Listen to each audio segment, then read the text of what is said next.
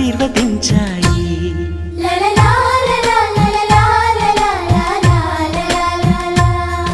ఒక తోటలో ఒక కొమ్మలో ఒక పువ్వు పూసింది.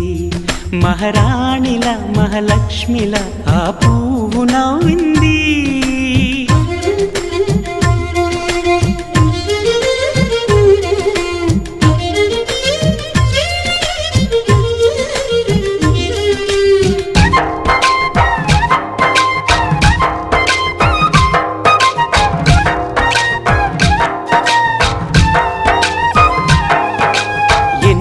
రంగుల పువ్వు ఎండ కన్నే ఎరగని పువ్వు, సుందరమైన పువ్వు, పలుసు గుణాలున్న పువ్వు.